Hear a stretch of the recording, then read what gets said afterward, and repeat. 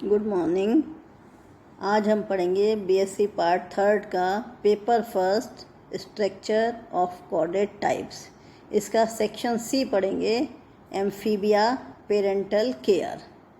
Amphibia में parental care कैसे होती है। सबसे पहले हम देखते हैं एम्फीबिया क्या होते हैं। वैसे तो क्लासिफिकेशन में आप लोग पढ़ ही चुके हैं, फिर भी एम्फीबिया क्या होते हैं। एम्फीबिया वर्ड बना है एम्फीबायोस से। Amphi means both, BIOS means life. ऐसे एनिमल जो दोनों तरह से लाइफ लीड करते हैं एम्फीबिया कहलाते हैं। दोनों तरह से मीन्स टेरेस्ट्रियल भी और एक्वेटिक भी, दोनों तरह से लाइफ लीड करते हैं। एम्फीबिया के 3 ऑर्डर्स हैं। एनिमल्स के आप परिचित होंगे, Apoda, Urodela and Anura. Apoda, a means absent, poda means legs. जिनमें लेग्स एब्सेंट होते हैं वो एपोडा में आते हैं। इसका example Ichthyophis. Then second order है यूरोडेला।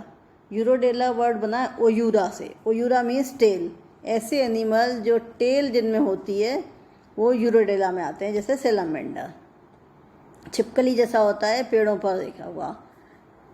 तीसरा है एन्यूरा, जिनमें टेल एब्सेंट होती है। इसके एनिमल्स आपने जनरल आप देखते होंगे, हाइला, बुफो, फ्रॉग, टोड, ये सभी आपने देखे होंगे। अब हम इनमें पेरेंटल केयर पढ़ते हैं। पेरेंटल केयर क्या होता है। लुकिंग आफ्टर द एग्स और young until they are independent to defend from predators is known as parental care. अपने यंग वंस का लुकिंग आफ्टर, देखभाल करना जब तक कि वो इंडिपेंडेंट नहीं हो जाते या प्रेडेटर्स से अपना बचाव नहीं कर लेते, ये पेरेंटल केयर कहलाता है। एम्फीबियंस में ग्रेट डाइवर्सिटी होती है पेरेंटल केयर में। किस तरीके से वो अपने एग्स की रक्षा करते हैं, कैसे अपने ऑफस्प्रिंग्स की रक्षा करते हैं, टेडपोल को प्रोटेक्ट करते हैं,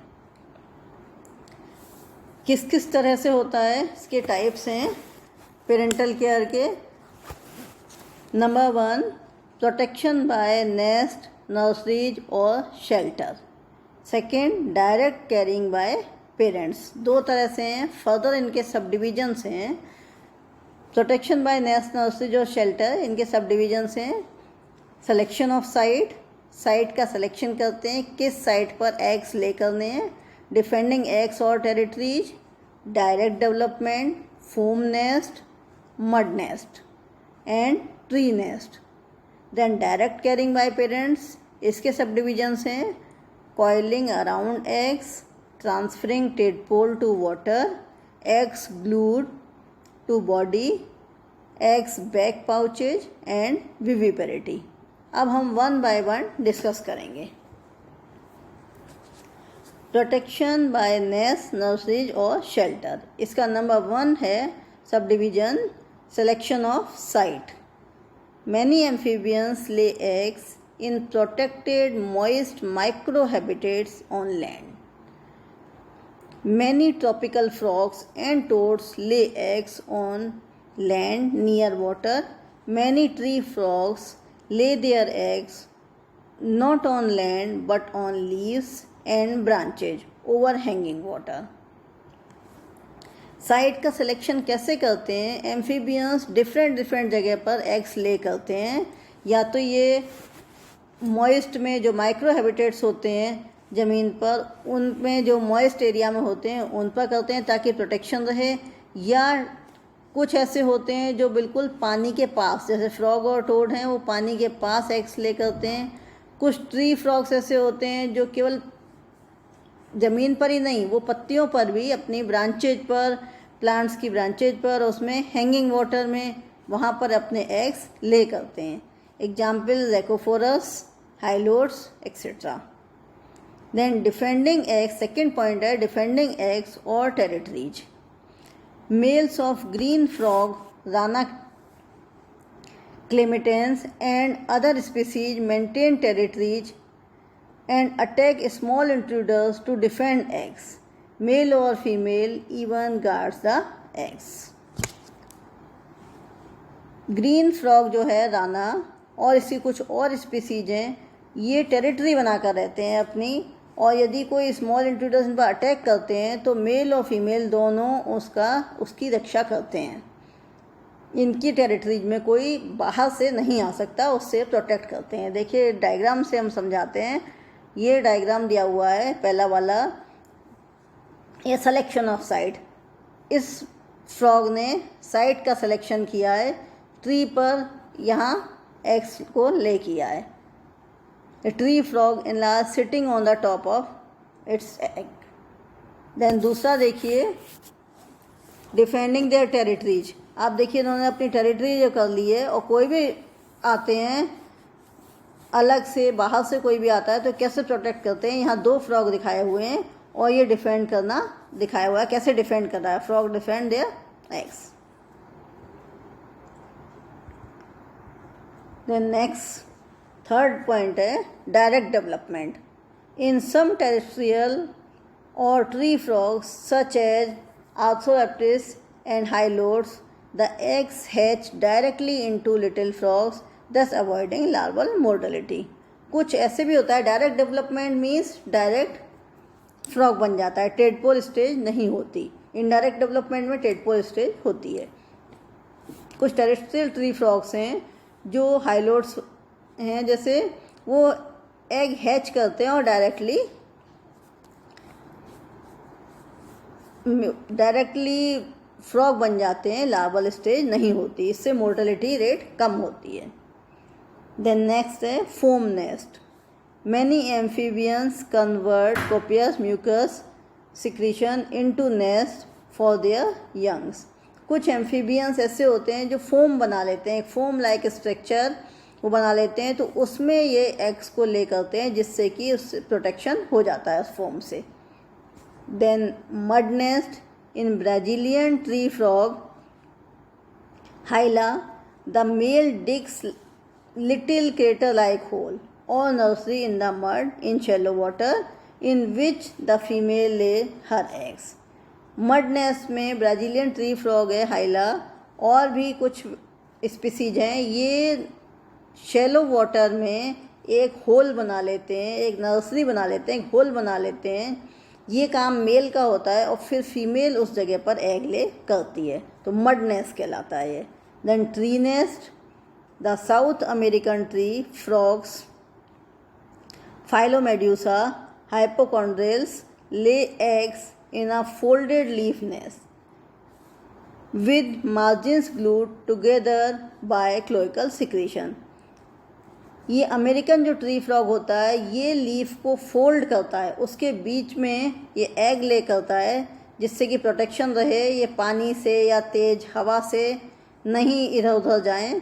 और इस जो कॉर्नर्स होते हैं उनको वो एक सिक्रीशन द्वारा, एक सिक्रीशन होता है, उससे ग्लू जैसा होता है, जैसे गम होता है, गोंद होता है, उससे वो मार्जिन्स को क्लोज कर देता है ताकि वो प्रोटेक्ट रहते हैं और सेफ रहते हैं। देखिए एग्जांपल है ये, आप देखिए फोम नेस्ट वाला जो बताया था, फोम नेस्ट, ये लेफ्ट साइड में ये एग, ये फ्रॉग हैं, ये फोम सिक्रीशन कर रहे हैं, फोम है इस पर ये एग ले करते हैं जिससे कि सेफ रहते हैं।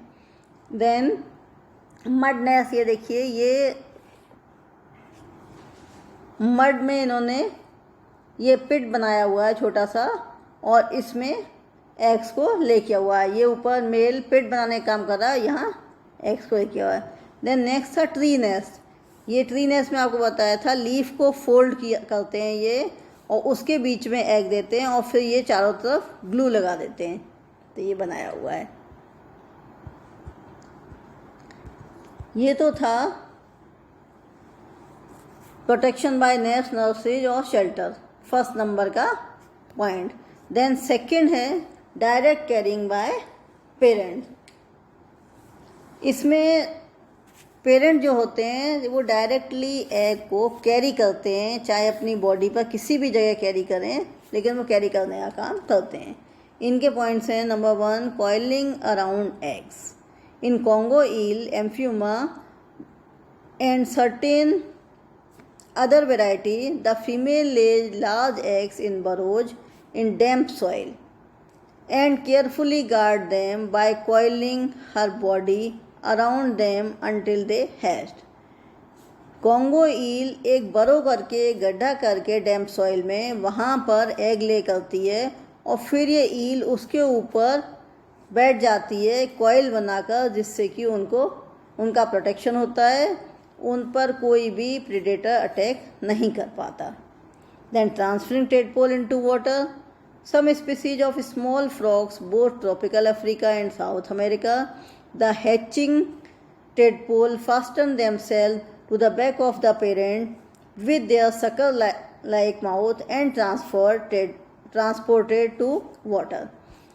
टेडपोल का ट्रांसफ़र, पहले तो ये बैक में अपने ये हैच करते हैं, टेडपोल पहले बैक में रखते हैं एग्स को, देन जब टेडपोल बन जाते हैं तो इनको वाटर में ट्रांसफ़र कर दिया जाता है।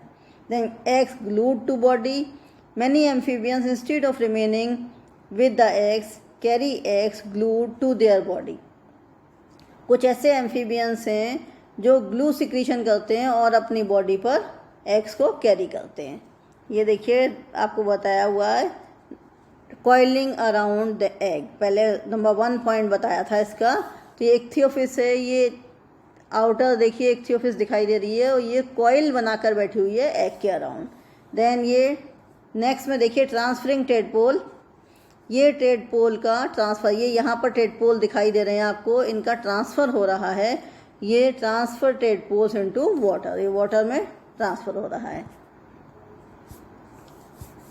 देन नेक्स्ट है eggs in back pouches. In marsupial frogs or toads, the female carries the eggs on her back, either in an open oval depression, a closed pouch, or in individual pockets. Marsupial frogs और toads होते हैं, female इनमें या तो अपने back में carry करती है एग्स को, या एक ओवल डिप्रेशन बना लेते हैं, या एक क्लोज पाउच बना लेते हैं, या फिर इंडिविजुअल पॉकेट्स यहाँ डायग्राम में दिए हुए हैं ये बना लेते हैं और फिर इनमें एग्स को रखते हैं। देन लास्ट वन है विविपेरिटी, सम एन्यूरन्स आर ओवोविविपेरस, कुछ एन्यूरन्स होते हैं वो ओवोविविपेरस होते हैं। They retain eggs in their oviduct, उनके एग ओविडक्ट में रहते हैं और फीमेल्स जो होती हैं वो बाद में डायरेक्टली यंग वंस इनसे होते हैं। Some anurans are ovoviviparous, they retain egg in oviduct and the female gives birth to living youngs, female direct living young को बर्थ करती हैं। ये एग्जाम्पल देखिए यहाँ पर दिया हुआ है, ये डायग्राम से हम क्लियर हो जाएगा। डायग्राम दिया हुआ है एग्स ग्लूड द बॉडी, ये देखिए ग्लू सिक्रीशन हो रहा है और ये बॉडी पर एग्स को रखता है, उस ग्लू से एग्स चिपक जाते हैं। देन एग्स बैक पाउचेज, यहाँ पर एग्स ये बैक पाउचेज में एग्स रखे हुए हैं। बैक पाउचेज कहीं जगह ओपन पॉकेट्स भी होती हैं, कहीं क्लोज भी होती हैं, कहीं कॉर्नर्स पर होते हैं, इनमें एग्स को रखा जाता है जिससे प्रोटेक्ट रहते हैं। तो ये हमने पढ़ा एम्फीबियंस का पेरेंटल केयर। अब पेरेंटल केयर, इसके बेनिफिट्स क्या हैं, क्यों करते हैं पेरेंट अपने यंग वंस की केयर, इनके क्या क्या बेनिफिट्स हैं। It is important for survival of young ones के सर्वाइवल के लिए ये इम्पॉर्टेंट है। अदरवाइज बहुत सारे एग्स पानी में बह जाएंगे या हवा से इधर उधर चले जाएंगे तो सर्वाइवल कम होगा। It improves offspring quality in a way that leads to increased offspring survival and reproduction in the future when parents are no longer associated with offsprings. Thank you.